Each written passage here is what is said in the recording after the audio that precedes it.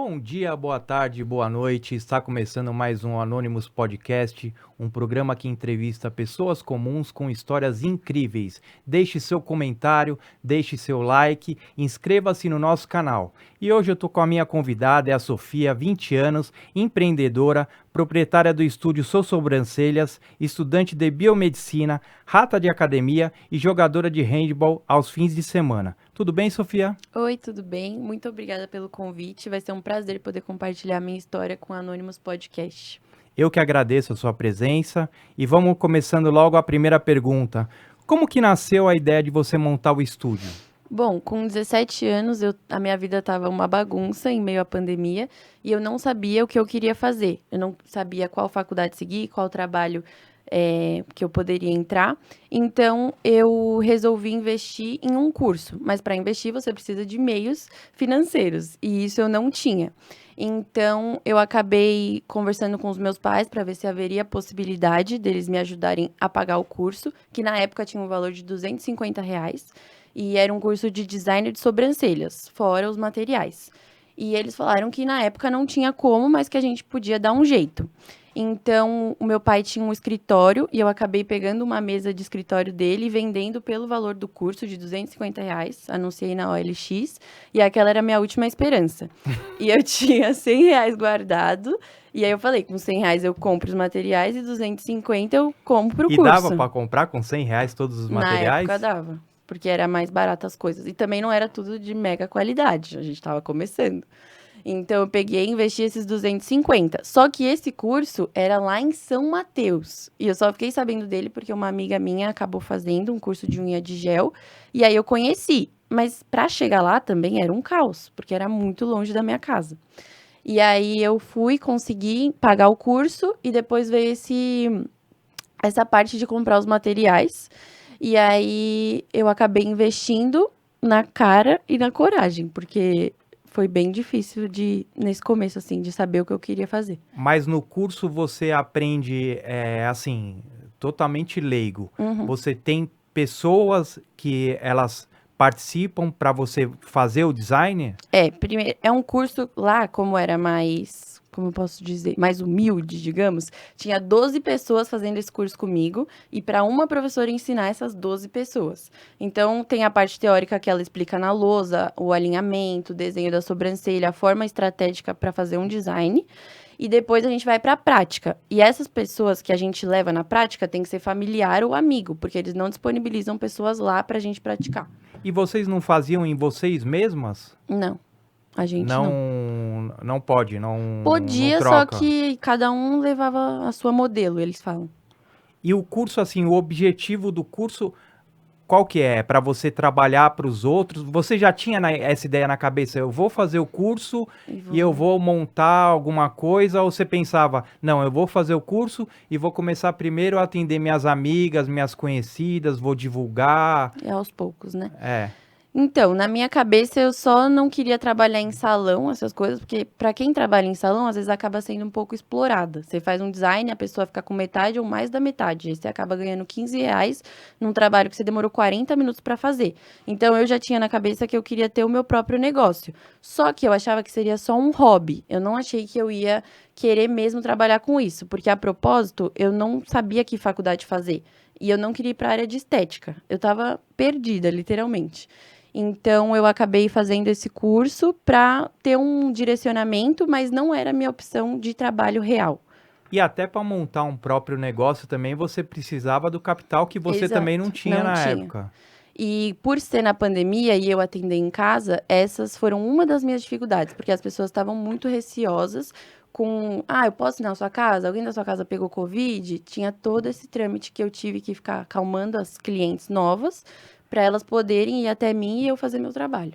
E como foi esse começo? Foi bem complicado. Eu comprei tudo e aí eu peguei uma cadeira de escritório que tinha também no meu quarto e eu colocava ela no meio do meu quarto e deixava os meus equipamentos, né, digamos, na minha mesinha. E aí elas vinham, eu atendia no meu quarto sentada e eu em pé. Primeiro, uma posição super desconfortável e ficava um abajur na cara da cliente. Então, se tivesse muito calor, já ia ser péssimo para elas também. E aí eu fui e para melhorar assim o meu trabalho, eu criei um Instagram. E a criação desse nome foi por conta do meu nome, que é Sofia, e eu juntei Sofia com sobrancelhas, e aí virou Sobrancelhas. Porque todo mundo me chamava de Sossô, e aí eu só uni uma coisa à outra. E você já tinha bastante seguidores no Instagram? No meu Instagram normal, acho que eu tinha uns 1.700 por aí. Só que a minha irmã sempre teve mais seguidores, então ela postava e aí chamava mais atenção nesse meio, assim. Ela postava que eu fazia sobrancelha e aí atraía clientes pra mim, entendeu? E como foi a primeira cliente real de De sobrancelhas? sobrancelhas. Na real, eu sempre esperava que as minhas amigas fossem fazer comigo. Só que eu acabei me frustrando um pouco, porque a maioria das minhas amigas, mesmo de escola tal, nunca fizeram sobrancelha comigo. E aí eu ficava um pouco chateada, porque eu falava, se você não pode ir, então pelo menos divulga o meu negócio, que vai me ajudar muito, né? Ainda mais que eu tava começando. E aí a minha primeira cliente foi a Júlia Moroso, que é minha cliente até hoje, inclusive. E aí ela foi na cara e na coragem, fez, inclusive, o excesso de pelo eu costumo tirar com a navalha, né? Inclusive, nesse dia eu cortei ela. Só que aí ela ficou super tranquila, que ela falou, não, Su, é normal, você tá começando, que eu tava muito nervosa mesmo. E aí foi uma experiência totalmente diferente, porque eu não conseguia passar segurança pra ela, porque eu também não tinha segurança, porque eu só tinha atendido umas 3 pessoas na minha vida. Mas você acha que suas amigas não iam por esse fato, por não confiarem em você? Podia ser, porque sobrancelha as pessoas têm muito trauma. Tipo, elas chegam lá no estúdio e elas falam, ai, afinaram minha sobrancelha, ai, passaram a rena muito escura. Tem vários problemas dentro disso que fazem as pessoas não confiarem em qualquer pessoa para fazer a sobrancelha. Entendi. E aí, desse salto de você atender em casa, de atender pessoas conhecidas, de fazer a divulgação pelo Instagram, quanto tempo demorou até você decidir a Abriu. montar o seu negócio?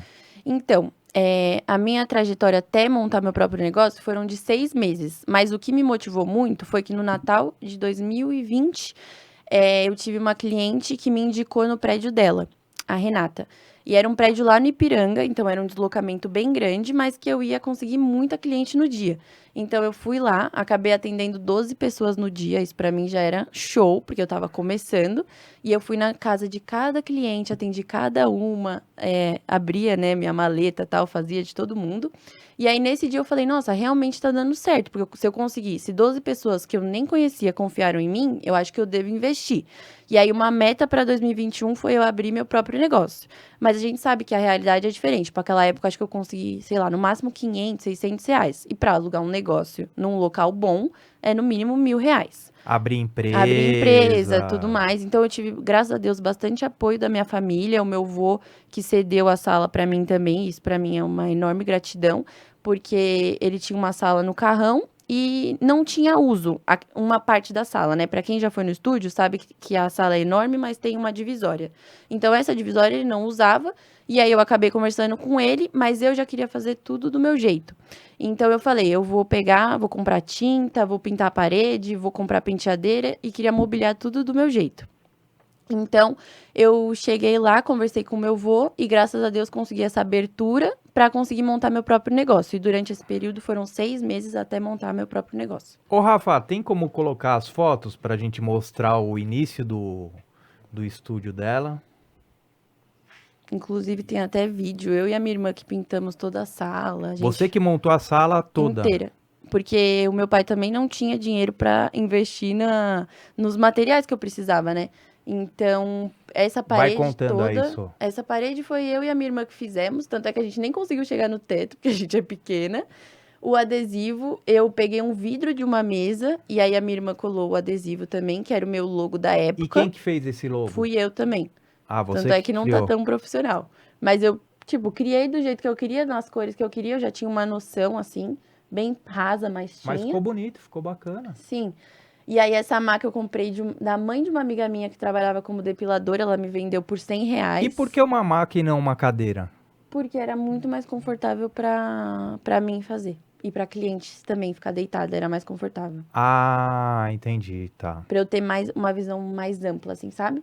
E aí, essa penteadeira eu queria muito pra decorar o espaço. E eu lembro que era muito cara na época. E eu também não tinha como investir. Aí eu achei uma por 250.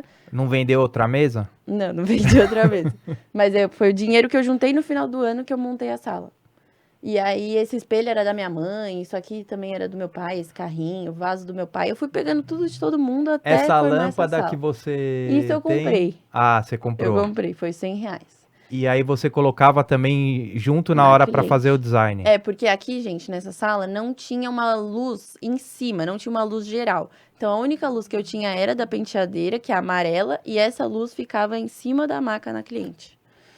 Então, era Beleza. bem complicado.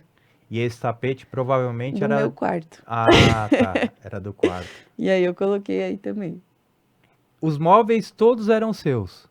As cadeiras eram da varanda da minha casa, eu peguei. A almofada do sofá da minha casa também. A única coisa que eu comprei foi a maca e a penteadeira. E o banquinho que eu sentava era do piano da tia Paula, por exemplo. Da minha tia, no caso. Sorry. Passa mais, Rafa. Agora, esse é o estúdio atual. É, aí eu Nossa, tem uma reformei. boa de uma reforma É que aí, aqui hein? ainda essa foto a luz tá apagada. Tem um vídeo que a luz tá acesa, mas eu reformei, mudei o tapete, mudei a poltrona. Essa cadeira eu ganhei também. Mas esse jogo de luzes é sensacional. Exato. E a luz de E você LED. comprou essas luzes? Como que foi? Essas luzes também peguei do meu pai. Era do escritório dele. Ah, Aí tá. depois eu evoluí, mudei o logo, mas também fui eu que fiz, mas foi de uma forma mais profissional. E eu fui alterando uns pequenos detalhes, né, pra deixar o espaço mais aconchegante também. E assim, qual foi a diferença que você sentiu na hora que você teve um local próprio de atender? A sua clientela, ela evoluiu, teve mais gente te procurando. Você chegou a fazer, depois que você contou isso do prédio, né, que você fez, você chegou a fazer em outros condomínios também?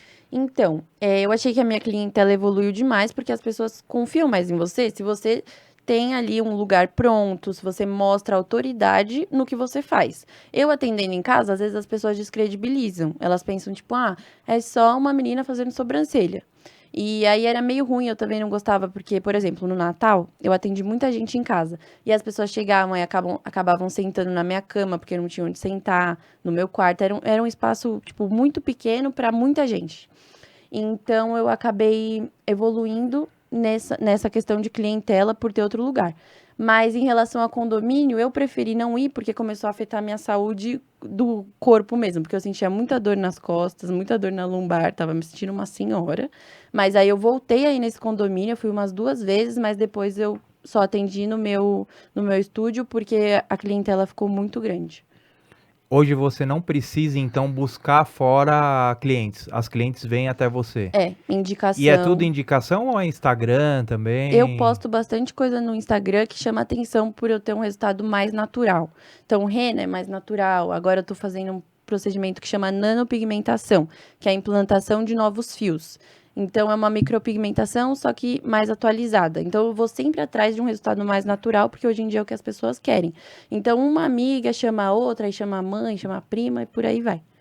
E assim, uma sobrancelha bonita. O que que precisa para ter uma sobrancelha bonita? O que elas querem, sendo bem modesta, tá? A maioria fala da minha sobrancelha, que é uma sobrancelha bem preenchida e alongada. Porque tem gente. Mostra pra câmera Ó, aqui. a sobrancelha assim, gente. Que ela é mais preenchida, alongada e não tem falhas, né? Digamos. Se você olhar, tem. Mas assim, de longe, vocês não estão vendo. Então, elas prezam por naturalidade e uma sobrancelha mais cheia. E qual que é o diferencial pra gente saber, assim, essa pessoa tem um curso de sobrancelhas. O que que diferencia uma profissional da outra que é melhor ou não? Eu acho Em termos que. de curso, assim, tem alguma regulamentação, coisa desse tipo? Onde você fez? Você recebeu um diploma? Ele é válido? Como que funciona essa questão? Então, isso eu acho que na área da estética ainda fica muito aberto, porque qualquer pessoa que faz um curso na internet já está habilitada a fazer o design de sobrancelhas. Só que eu acho que o que faz o curso é você mesmo. Então, assim, eu poderia ter investido no melhor curso, mas se eu não desse meu melhor, não fosse atrás de cliente, não fosse atrás de me especializar, eu não teria conseguido nada. Porque se eu fosse ruim, ninguém ia querer me procurar. Então, a gente recebe diploma, claro, mas isso acaba sendo meio invalidado. Tipo, eu fiz o curso com tal pessoa. E às vezes, por exemplo, se for. Tem uma referência, né, no mundo das sobrancelhas, que é a Natália Beauty. Ela é incrível, a sobrancelha dela custa R$ 7.000. É brasileira? Ela é brasileira. Ela tem uma clínica, se eu não me engano, em Moema. Então, ela é referência. Você fazer um curso com ela custa, se eu não me engano, acho que é 10 mil, por exemplo.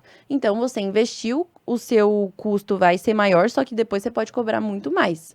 Então, você fazer um curso com ela já é uma referência melhor. Nisso eles se baseiam. Agora, esses outros cursos não pega muito. Agora eu vejo muito desses estúdios em shopping. Assim, Sim. o valor de shopping é muito diferente do valor praticado fora do shopping? Muito. E às vezes o trabalho executado, as pessoas reclamam. Por exemplo, tem vezes que a pessoa precisa quebrar um galho e acaba indo no shopping. Aí vai e paga R$ 60 num design com rena. Tipo, no meu estúdio, eu comecei cobrando R$ 30. Aí hoje em dia já é 40. Mas, tipo, tem todo um tratamento. No shopping, as clientes, né, pelo menos que tiveram experiência lá, sentem que elas chegam e aí só são, tipo, fazem a sobrancelha, mas não recebem muita atenção, sabe? No meu estúdio, eu prezo pelo cuidado com a cliente, porque não adianta nada eu levar ela até lá, ela chegar e ser maltratada. Ou eu não querer ouvir, não querer saber sobre ela, sobre o que ela gosta. Então, no shopping, o diferencial é que às vezes elas não ouvem os problemas das clientes em relação à sobrancelha, eu tô dizendo. Ah, tá, porque Entendeu? a designer também é um pouco terapeuta. Muito. Você tem que estar preparada para ouvir tudo. Vai chegar, ai, amiga, briguei com meu namorado, briguei com a minha mãe, ou sei lá, ai, tô tendo problema no trabalho. A gente tem que estar bem o tempo inteiro para conseguir ouvi-las. E a boa designer é aquela que ouve bastante e não fala nada. Só Eu concorda. gosto de. Não, eu não gosto de ser assim, porque eu adoro, tipo, dar minha opinião. Então, se a pessoa tá sendo um pouco louca, eu vou falar, entendeu? E às vezes eu acho. Elas voltam, então eu acho que elas gostam. Elas continuam falando. Porque tem gente que fala, ai, só ouve, não opina muito. Eu acho que se é um assunto muito preocupante, aí você recua um pouco. Mas agora, se você tem intimidade com a pessoa, você vai falar. Eu acabo criando intimidade com elas. E você procurou fazer outros cursos para ter mais serviços a oferecer? Sim, porque só sobrancelha, se eu fosse viver só disso, sendo bem sincera, eu não ia conseguir ter uma renda boa, né? Porque, por exemplo, cobrando R$ 30, R$ 35, demora até você conseguir chegar Quantas sobrancelhas em média dá para fazer? no dia. É. No Natal eu consegui atender 15 por dia e em 4 dias eu atendi 60 Não, mas eu digo pessoas. assim, uma média para você, No vai, dia eu faço umas 8. Eu faz gosto. umas 8, De tá? 6 a 8. Tá uma hora Tá. trabalho melhor do que muito CLT É. aí, viu? Mas tem dias, só que os meus horários são muito diferenciados, é isso que eu falo. Tem dias que eu fico lá até 10 horas da noite e às vezes chego super cedo, entendeu? Então tem esse desgaste também. Você tem que meio que Se adaptar se aos horários adaptar aos deles, horários do cliente. do cliente, entendi. Tipo, se ela quer 9h30 da noite, eu vou ter que dar um jeito em 9h30 da noite. E aí você, com o seu empreendedorismo, com as suas ideias, você falou, meu, fora eu aumentar o meu leque, eu posso ensinar outras pessoas. Como que Sim. veio essa motivação de querer ensinar outras pessoas a fazer o trabalho que você começou a desenvolver? Então, essa ideia foi que eu vi de ter um capital maior também, né, na minha empresa, e foi quando eu pensei, nossa, eu já tô fazendo muito bem, eu acho que eu já tenho essa credibilidade para querer ensinar os outros. E aí, se eu não me engano, foi uma colega minha que falou que queria fazer um curso, só que ela não sabia com quem, ela falou, amiga, pode ser com você. E aí ela me deu essa ideia e eu falei, nossa, é verdade, eu vou montar uma apostila, vou ir atrás de conteúdo, de conhecimento. E aí eu acabei nem dando curso pra ela, mas dela veio uma outra menina que fez o curso comigo, entendeu? Mas o material didático você fez como? Eu peguei informações da internet e de cursos que eu já tinha feito. Porque nessa época eu já tinha feito curso de brow lamination, que é uma outra técnica para sobrancelha, mas que também ensina toda essa parte do design, e o curso de design em si também. Entendi. E o Então eu acabei curso, ampliando. você já deu curso para bastante gente? Eu Você conversa com essas pessoas? Você sabe se elas estão trabalhando, estão atuando? Eu acompanho as meninas que estão trabalhando na área. Se eu não me engano, teve 2 que foram para essa área de salão e umas 3 que abriram o seu próprio negócio. teve uma mulher que ela era... Eu sinto que as pessoas mais adultas, elas não têm essa coragem, assim, de ir, entendeu? Elas sentem muito receio. Então, pra quem eu dei o curso e a pessoa era adulta, eu senti que ela não teve, assim, um rendimento tão Ah, porque grande. tem gente que é mais velha e procura E também? procura. Teve uma moça, eu acho que, não sei quantos anos, acho que uns 40, 45, ela fez curso comigo, ela já tinha feito há muito tempo. E ela falou que o que ela aprendeu comigo, no que ela pagou, sei lá, R$ 2.000, ela não tinha aprendido, entendeu? Então, foi bem satisfatório, mas eu senti que faltava aquela garra, entendeu? Aquele querer que às vezes o jovem tem mais. E aí, mas Entendi. eu já dei em média uns 15 cursos.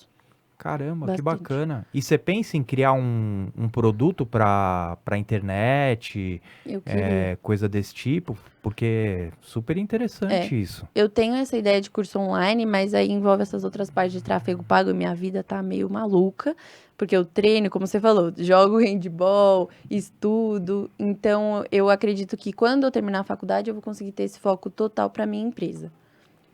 E qual o sonho da Sofia para os próximos 5 anos em relação às suas sobrancelhas? Eu quero expandir minha empresa e futuramente poder criar franquias, né, para poder que outras pessoas tenham esse acesso e poder passar esse cuidado que eu tenho com as minhas clientes para mais pessoas, porque é o que a gente sente quando a cliente vem nos procurar é que ela tem uma dor e a gente tem que sanar ali naqueles 30 minutos. Então, tem gente que sai às vezes do estúdio e fica, nossa, você renovou minha autoestima, nossa, foi muito bom falar com você. Então, não é só Só pelo uma pelo sobrancelha, a momento. pessoa fala que renovou a autoestima? Fala, porque a sobrancelha é a moldura dos olhos. Você olha pra pessoa, você já olha o quê? A sobrancelha e logo em seguida os olhos, né, digamos.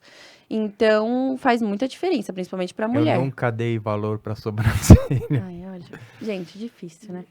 Mas enfim, tem que reparar que a sobrancelha é a moldura dos olhos. E Faz a cada diferença. quanto tempo que você tem que voltar no estúdio para fazer de novo a sobrancelha? Então, tem umas profissionais que acabam pedindo, volta em 15 em 15 dias. Só que aí, a gente sabe como está o mundo atual. E eu conheço minhas clientes, eu falo, gente, às vezes a pessoa não tem essa prioridade de fazer de 15 em 15. Então eu falo, vem a cada um mês que já tá ótimo. Tenho clientes que vêm de 15 em 15, mas elas têm essa preferência por não deixar nenhum pelinho ali fora do design, entendeu? Mas em média 30 dias, eu recomendo, 25 a 30 dias. E vai muito homem também? Eu tenho bastante cliente homem. E eles são os mais fiéis. Tipo, eles não abandonam. Ah, é, mas eles vão pra fazer a sobrancelha ou eles vão pra querer chavecar a moça que faz a sobrancelha? Já tive experiências. Teve um menino que ele foi lá fazer, aí ele acabou querendo dar em cima de mim. E eu, querido, não. Tipo, tô aqui pra fazer meu trabalho. Mas, fora isso, eu tenho muitos clientes homens. E aí eles vão fazer limpeza de pele, faz o design de sobrancelha. Eles adoram se cuidar. E criança vai também? Teve. Não, não vai com muita frequência, porque as mães têm receio, né? De acabar mexendo na sobrancelha. Tem que ter uma certa maturidade, porque depois que você começa a fazer, é bom você fazer sempre. Então acho que as mães dão uma segurada. Mas eu já fiz. E qual é a dica que você dá pra quem quer empreender? Porque pelo que você falou aí, foi um investimento inicial de, na época, R$ 250, né? É, mais o material 350. E você já chegou a ter dia que você já ganhou o dobro disso daí. Então, é um bom investimento investir num curso de sobrancelhas? Eu acredito que sim, porque a área da beleza não para. E isso a gente pode ver em qualquer momento. Toda mulher quer, às vezes, fazer uma unha no meio da semana, quer fazer uma sobrancelha. Então, eu acredito que é uma área muito boa, porque às vezes as pessoas não dão muita credibilidade, mas a gente tá lá fazendo o nosso e melhorando a autoestima delas. Então, pra mim, vale muito a pena. Entendi. Mas você tem que querer e pôr sua cara a tapa, senão não dá certo. E praticar, né? E praticar, com certeza. Eu, quando fui fazer na minha mãe, foi minha primeira modelo, né? Por isso que não citei como cliente. Aí ela foi lá no meu curso, tudo, eu belisquei ela inteira.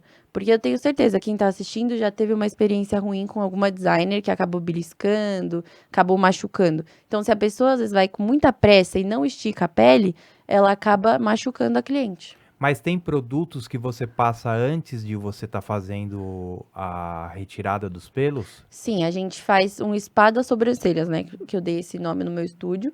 Então, a gente passa um esfoliante e um sabonetinho pra pra tirar todas as sujidades da sua sobrancelha, mas isso não interfere na dor que você vai sentir, porque dor é A dor pessoal é de de cada qualquer um. jeito, É de cada um. Tem gente que não sente nada, tem gente que sente bastante, mas é essencial a gente fazer essa limpeza geral pra remover essas sujidades. E tem aquela que você faz não com a pinça, mas com a cera quente, né? As Sim. pessoas preferem mais a cera? Qual que é a diferença? Então, com a cera é um assunto meio tabu entre as esteticistas, porque tem gente que fala que a cera causa flacidez na pele.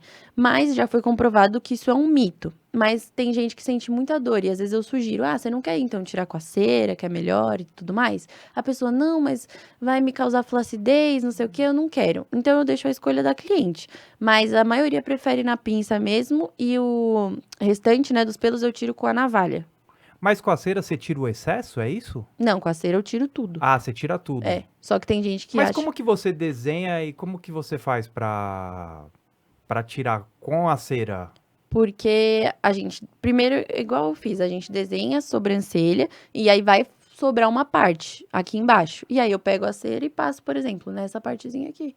E arranco, entendeu?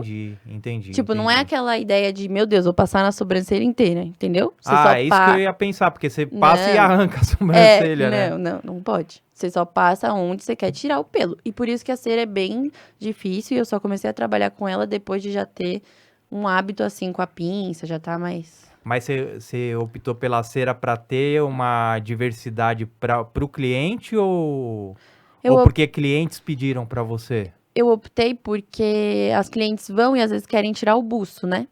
Então, às vezes, chega com aquele bigodinho e fala, e aí, tipo, vou embora com o bigode? Aí eu falo, não, aí eu dei a opção da cera. Mas tem cliente que prefere tirar na navalha, mas tem gente que acha que engrossa o pelo. Isso também é outro mito que eu queria estabelecer pra vocês, que navalha não engrossa o pelo, gente. Aê, dicas com a Sossô, hein? Sim. Sossô, vamos mudar totalmente de assunto? Faculdade de Biomedicina, da onde veio essa ideia, como que tudo começou, me conta tudo. Vamos lá, voltamos para 2020 também, só que aí eu tinha na minha cabeça de fazer odontologia para ir para a área de estética, para essa parte de faceta, de lente nos dentes e essa parte de harmonização facial, que eu pensava que só dentista ou, né, médico poderia fazer. Só que pesquisando mais a fundo, eu tava na praia, nas férias, e aí o meu pai falou, nossa, tem biomedicina. Aí eu falei, nossa, mas biomedicina, pra mim é quem trabalha em laboratório, né, reprodução humana, essas coisas. E aí meu pai falou, não, eu vi que eles agora têm uma habilitação que trabalha em estética, que é biomédico esteta, né, que eles chamam. E eu, mais pra frente, pra ampliar a empresa, eu também quero trabalhar com essas áreas de harmonização, de preenchimento, botox. Então, aí na biomedicina eu vi que são 4 anos e a gente consegue também trabalhar com esses injetáveis. Por isso que eu achei interessante. Mas na sua formação você sai como o quê? Como biomédica? Como biomédico, e aí com estágio, né, em análises clínicas. E é um ramo novo, né? Não é um ramo que tem há tanto tempo. Do estético ou do biomedicina? Tem há bastante tempo. Já tem bastante tempo? Porque dentro dos... O que as pessoas não sabem é que, às vezes, elas confundem com enfermeiro. Mas dentro dos laboratórios, quem tá atuando lá, fazendo o hemograma... Por exemplo, a pessoa vai fazer um exame de sangue, aí ela tem que fazer um hemograma e tudo mais. Quem tá contando lá as células de vocês são os biomédicos, entendeu? Então, isso já existe há muito tempo. Tá. Porque se não tivesse isso, não teria o exame pronto de vocês. E você já procurou saber se o mercado de trabalho para um recém-formado é bom? Então, pelas experiências das pessoas, todo mundo fala que se não tiver uma pós boa ou um estágio garantido, é bem triste. Então, por isso que eu só entrei para biomedicina pela parte estética, porque eu consideravelmente não gosto dessa parte de análises. Por exemplo, na faculdade, a gente teve, é um assunto meio chato, mas a gente teve que fazer amostra com fezes, amostra com urina, e eu já odiei isso, porque você tá lá fazendo um negócio, aí voa uma mosca, uma coisa assim. Então, eu já não curti essa área. Tipo, trabalhar com isso já não foi muito legal. Mas eu tenho que ter essa habilitação, entendeu? Você quer trabalhar com a área estética, É, pura e só exclusivamente estética. É. Mas você pretende trabalhar para outras pessoas ou você pretende, no futuro, sei lá, Ampliar. montar alguma coisa e fazer na área estética? Então, eu penso que uma hora eu não vou conseguir fazer tudo, né? Sobrancelha, Sim. injetar, tudo mais. Mas eu eu acho que no começo de estágio eu vou ter que trabalhar para alguém, não tem jeito, porque é assim que a gente aprende, estando lá com outras pessoas que já lidam com isso. Mas a minha ideia mesmo é eu poder ampliar o meu estúdio para uma clínica e assim poder evoluir para outros procedimentos, ter outros profissionais trabalhando comigo na área, por exemplo, sobrancelha, e eu cuido da área de biomédica, entendeu? Mas aí, assim, para você fazer um estádio, você tem que meio que abandonar seu estúdio, não tem? Não, Por nesse causa dos caso não. horários, não? Os horários vão ficar meio difíceis, mas isso eu já vi na faculdade, porque ano que vem eu já tenho que começar a estagiar. Só que eu vi que é no horário de aula. Agora, o outro estágio eu vi que são de 3 a 4 horas, então, como o meu horário é mais flexível, eu consigo lidar. Mas vai ser mais complicado, com certeza. Entendi. E essa questão de ser a rata de academia, como que começou os treinos, a vontade de De querer ficar treinar. forte, de treinar, de alimentação, enfim. Então, pra ser bem sincera, no começo, lá na pandemia, tudo começou na pandemia, né? Acho que deu um start em todo mundo, ou a pessoa ficou muito mal, ou ela acordou pra vida mesmo. Mas no meu caso, eu dei uma acordada pra esse mundo mais saudável, porque eu não era uma pessoa que tinha hábitos saudáveis, eu gostava de jogar, né, handball na escola, mas não era nada muito fixo. Então eu acabei gostando de fazer academia graças à minha irmã, porque ela era uma pessoa bem ativa e com uma alimentação bem saudável. Mas para você ter noção, eu não comia fruta nenhuma, não comia salada, não comia nada. Era Caramba. péssimo para mim poder ter uma alimentação balanceada sem essas fibras, né? Mas você que decidiu você começar a fazer treino, a malhar, ou foi sua irmã que te incentivou? Ela me incentivou muito, mas aí em 2020 eu ainda não tive esse start de, nossa, quero realmente fazer isso. Só no final de 2022 que eu comecei a perceber que poderia fazer uma estética diferente no meu corpo. E também foi influência do TikTok, porque se você entrar no TikTok, muita gente tá o quê? Maromba, nananã. Mas eu só queria ter esses hábitos mais saudáveis. Então, eu percebi que o que eu postava no Instagram diariamente motivava muito as pessoas. E foi aí que eu consegui, já tive parceria de personal, aí eu consegui minha parceria com o Já meu, começando com pouco tempo, você com já teve pouco tempo. parceria? O meu Caramba. personal, o Matheus, ele me ajudou muito lá em 2020 e também em 2023. E o meu Nutri, que é o Igor, que ele tá comigo até hoje, a gente tá num plano desde fevereiro, e ele me incentivou muito nessa parte da alimentação, de fazer Deixa o marmita. arroba deles aí. @NutriIgor Biagione. E o Depois do eu outro, posto. do personal? É Matheus Valeriano. Mas hoje em dia, quem me acompanha sempre nos meus treinos é o Felipe Assis, que ele treina comigo na mesma academia. Então, ele me auxiliou em muita, muita coisa. E como é sua rotina de treinos? Minha rotina, em relação ao treino, eu vou sempre depois da faculdade ou depois dos atendimentos, que é à noite, né? Então, eu faço uma divisão dos treinos, né? Do músculo que eu quero trabalhar. Mas eu treino bem pesado. Tipo, tem dias que, por exemplo, uma cólica atrapalha ali o treino, mas eu não deixo isso ser tão presente para não atrapalhar a minha performance Mas no você treino. treina todos os dias? Eu tava treinando até de sábado, mas aí confesso que agora eu só tô de semana, de segunda a sexta. Mas como às vezes de sábado eu tenho jogos de handball, mais pra frente a gente vai estar falando, então acaba sendo um cardio, né? Mais musculação de segunda a sexta. E para ter resultado, o essencial é foco, determinação e conhecimento daquilo que você está fazendo? Eu acho que com certeza, mas também muita disciplina. Porque não adianta você ter motivação tal, porque a gente não acorda motivado todos os dias. Então eu tenho disciplina porque eu sei que eu quero chegar lá. E para chegar lá eu vou ter que levantar da cama, comer direito e fazer aquilo acontecer.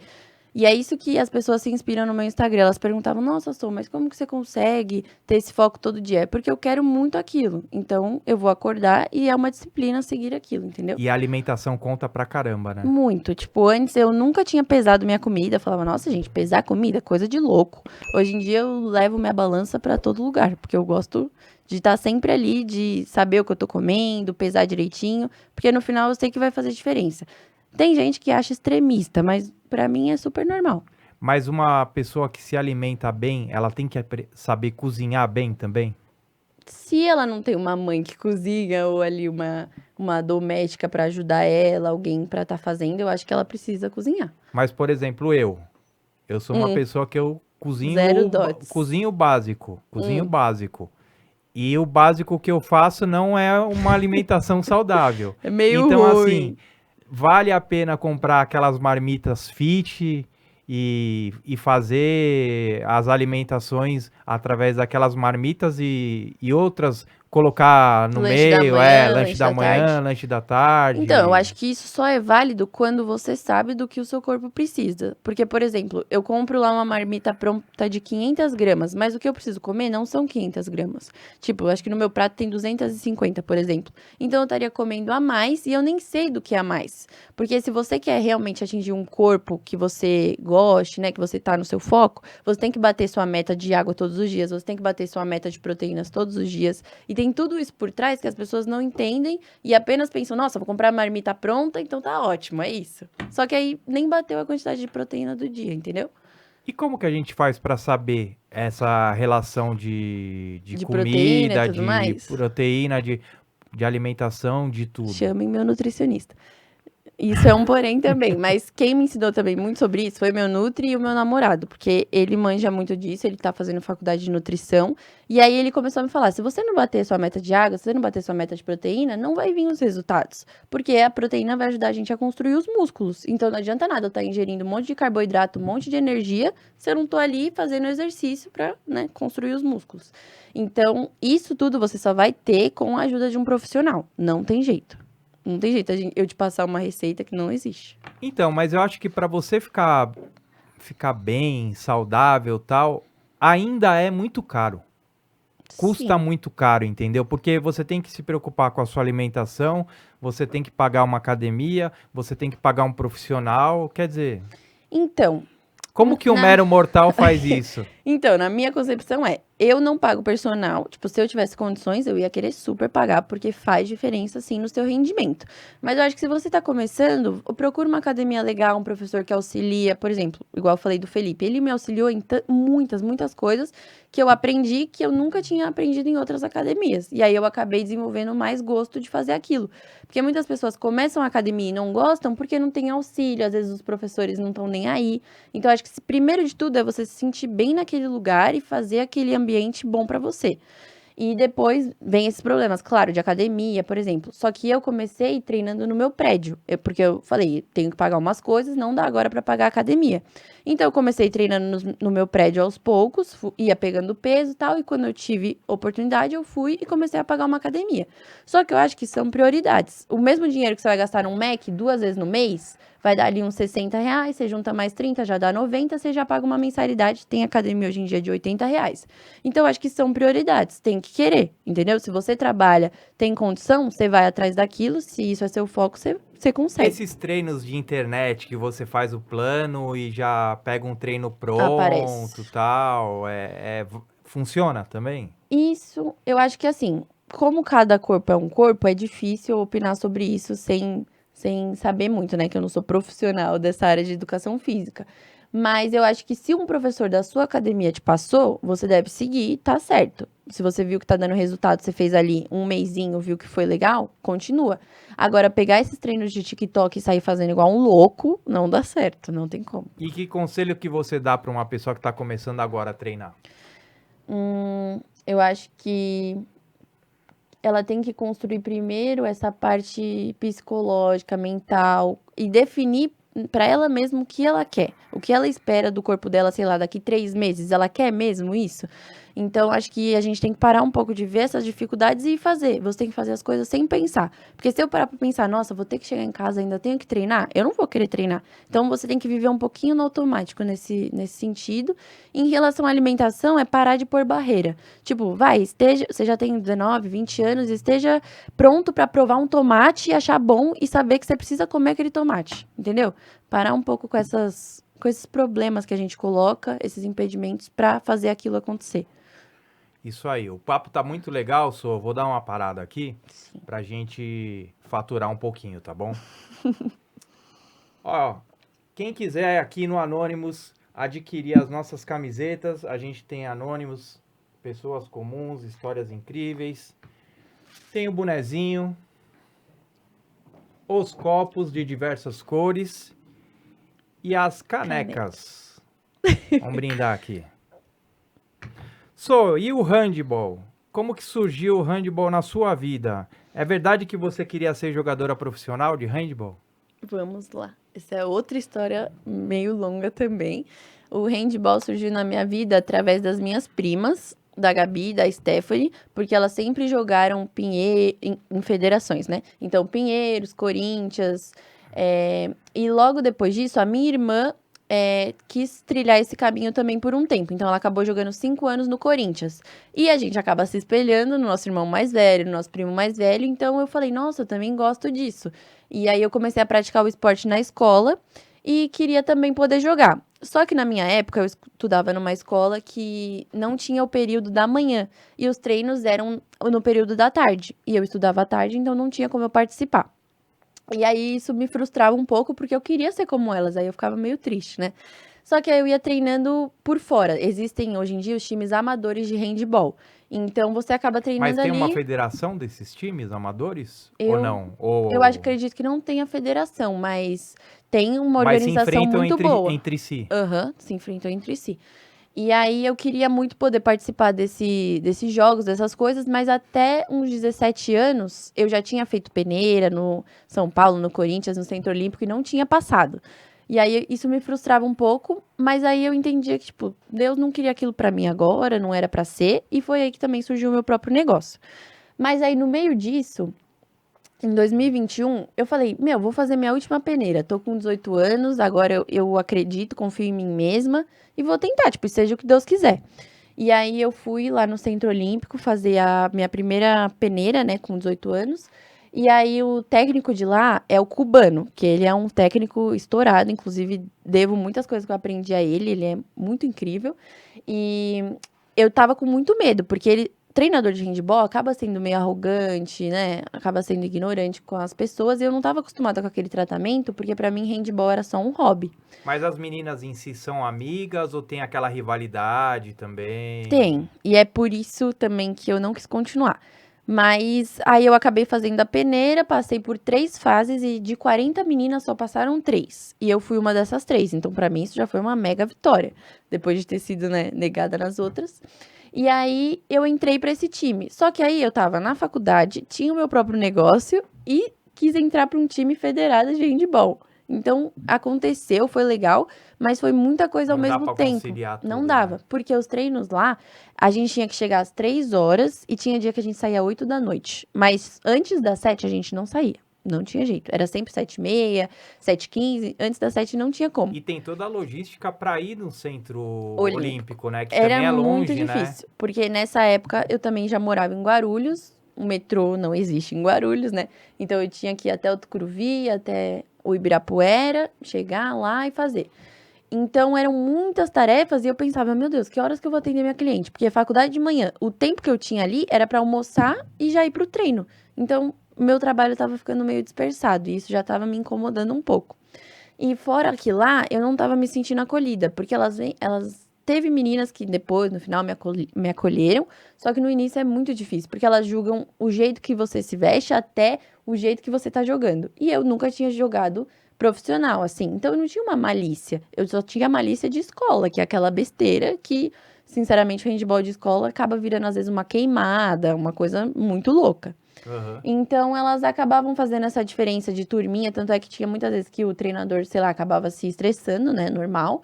E aí eu acabava triste, saía chorando da quadra. Eu falava, meu, tipo, por que que eu tô fazendo isso se eu não quero isso?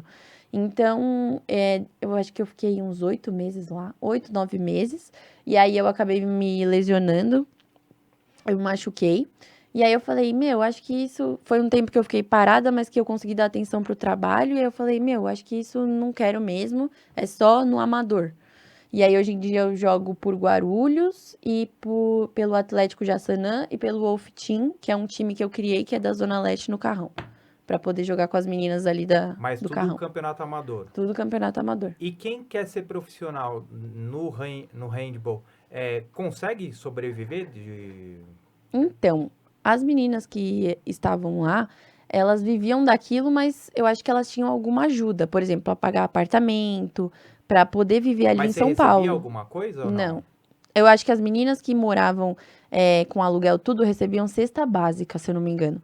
Mas eu acho que o único clube que paga é o Pinheiros, que é mais Ah, evoluído, né? entendi. Quem tá lá no Pinheiros às vezes vai pra seleção, no Centro Olímpico também e tudo mais. E uma pergunta que eu ia te fazer também é... Que história foi essa que você consegue falar de boca fechada? Como que é isso? Eu, desde criança, sou meio apocalíptica, As suas curiosidades meio aí. doida. Então, Teve um dia que eu tava no carro, aí eu falei, nossa, gente, vou tentar falar de boca fechada. Não tinha nada pra fazer, tava indo pra Bahia, 2 dias de estrada. Nossa. Falei, o que que eu vou fazer? Inventei. E aí eu tive essa ideia de falar de boca fechada. Você quer que eu Como que fale? fala de boca É assim, fechada? Oi, tudo bem com você? É, pior que dá dá pra entender. dá pra entender. Tipo, Oi, você tá aqui no Adoro Podcast. Interessante essa técnica eu fui aí. pesquisar pra ver se mais pessoas sabiam. Ah, É normal entre algumas pessoas. Dá pra você criar um grupo só dos que falam de boca de fechada. boca fechada. É Olha legal. só que coisa louca. Uma loucura. E outra curiosidade que você contou também que eu achei super interessante, quando sua mãe falava não pra você, você desmaiava? Sim. Como assim? Porque eu era uma criança um pouquinho ali revoltada, né? E aí, por exemplo, eu queria tomar sorvete todo dia, toda hora. Só que se eu tomasse, eu poderia passar mal. Minha mãe falava que eu Ficava com dor de ficava garganta, dor de né? barriga. A minha mãe falava que eu vomitava. E aí, eu tinha uma mania de ficar tão nervosa que eu fechava, eu travava o meu diafragma, né? E aí eu ficava sem ar, ficava vermelha e tal, e acabava desmaiando. Porque ela falava não, eu ficava irritada e virava o olho e ficava lá, jogada. E, inclusive, a minha avó, por parte de pai, ela detestava ficar comigo, ela tinha medo, porque ela falava, se acontece alguma coisa, eu não sei destravar o diafragma dela, né, pra ela voltar. Mas você passou no médico pra Passei saber? quando era pequena. Aí ele ensinou uma massagem pra minha mãe, que tinha que fazer, pra eu voltar. Porque senão, tipo, eu não voltava. E para finalizar, Sofia, qual que é a mensagem que você deixa para as pessoas mais jovens sobre a vida e o futuro? Olha, é bem complicado porque eu também sou jovem, mas eu acho que nessa idade a gente tem que se arriscar, a gente tem que se jogar, mas também tem que definir as nossas prioridades. Tipo, eu não aconselho você viver intensamente, como se não houvesse amanhã. Eu acho que a gente tem que sim pensar que existe um amanhã, que a gente tem que arcar com alguma conta, com alguma responsabilidade, porque isso vai fazer muita diferença no nosso futuro. E eu acredito que as pequenas coisas, como ter disciplina com a academia, vai te ajudar a ter uma disciplina com o trabalho, com alguma responsabilidade lá na frente, com as finanças lá na frente. E isso de abrir uma empresa, para quem está receoso em relação a isso, eu acho que nessa parte você deve se jogar, deve ir atrás se é seu sonho, se você confia em você mesmo e no seu potencial, e que tudo vai dar certo. Pode ser difícil no começo, mas no final a recompensa é incrível. No final dá tudo certo, né? Sofia, eu queria agradecer muito a sua presença, tá? Gente, essa foi a Sofia, mais uma história incrível aí. Queria agradecer a presença da Sofia e queria agradecer a todos aí que estão acompanhando, que continuem compartilhando, que se inscrevam no nosso canal, deixe seu like, deixe seu comentário, tá? Esse foi o Anonymous Podcast. Tchau, Muito obrigado, gente. boa Muito noite. obrigada.